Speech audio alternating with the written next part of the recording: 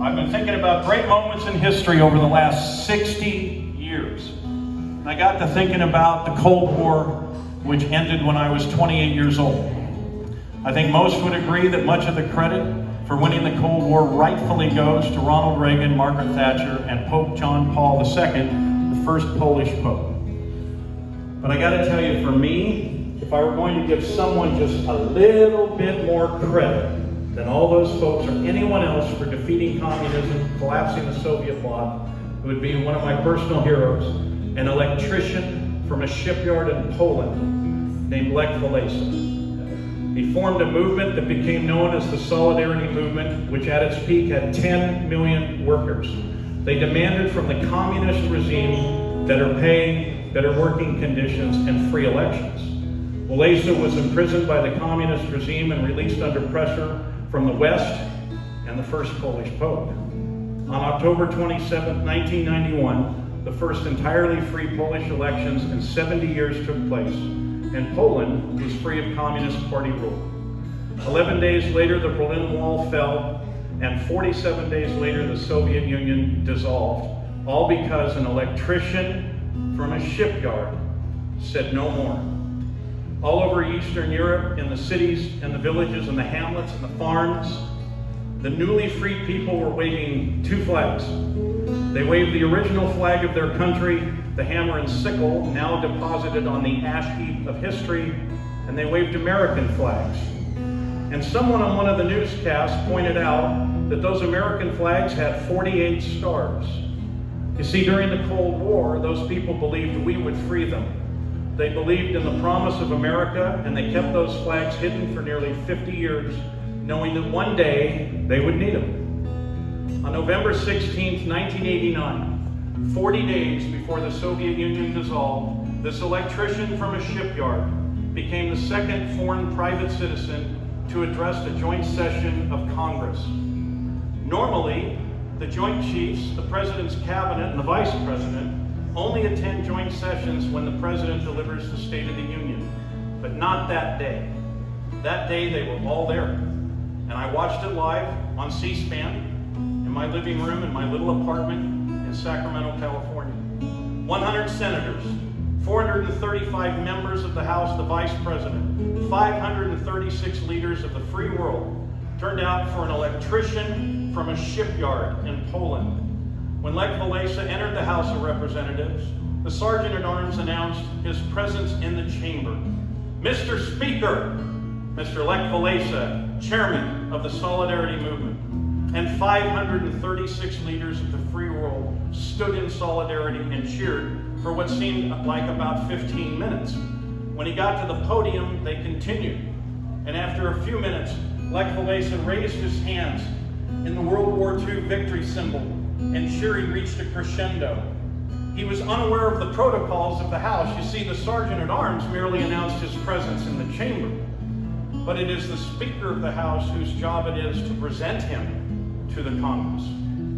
When the applause finally stopped and everyone in the chamber was seated, Speaker Tom Foley said, "Members of the Congress, it is my great privilege, and I deem it a high honor and personal pleasure to present to you the Honorable Lech Walesa, Chairman of Solidarity."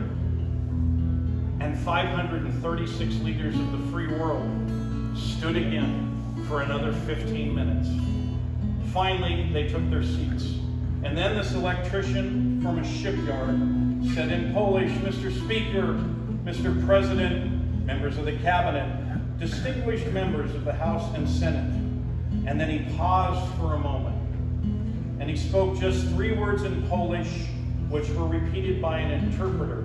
And it sounded a little like this: "My naród," we, the people.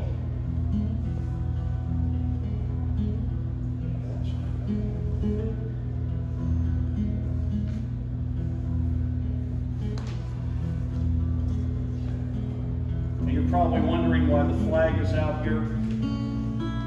As you see, all 536 leaders of the free world were cheering again. And I'm going to close out my portion tonight. And while I'm doing this special thing by Johnny Cash, I want you to think about those 3 words, those 48 star flags, and what they meant in 1989 to Lech Walesa and the people liberated by an electrician from a shipyard. Maybe what they mean to you.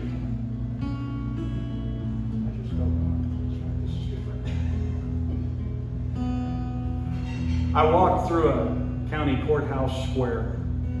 On a park bench, an old man was sitting there. I said, "Your courthouse is kind of run down." And he said, "Well, it'll do for our little town." I said, "Your flagpole leans a bit. That's a ragged old flag you got hanging on it." And he said, "Have a seat," and I sat down. "Is this your first time in our little town?" I said, "I believe it is." And he said, "Well, I don't like to brag. I'm kind of proud of that ragged old flag. You see, she got a hole right there when Washington took her across the Delaware. She got powder burns the night that Francis Scott Key sat watching her and writing, 'Oh, say can you see?' She got a bad rip in New Orleans, Packingham and Jackson tugging at her seams. And she almost fell at the Alamo alongside the Texas flag. She waved on though. She got cut with a sword at Chancellorsville. She got cut again at Shiloh Hill. On Flanders Field in World War I, she got a big hole from a Bertha gun. And she turned blood red in World War II. She hung limp and low, time or two.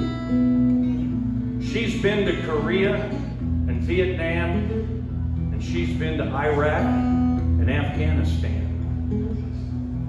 She's flown from our ships upon the briny foam, and they've just about quit waving her here at home.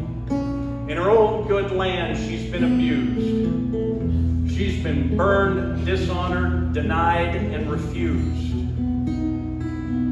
She's growing threadbare, she's growing thin. She's in good shape for the shape she's in. And I believe she can take a whole lot more, because she's been through the fire before.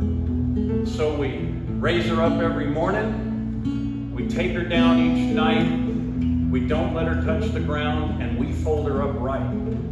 Come to think of it, I do like to brag. I'm mighty proud of that ragged old flag.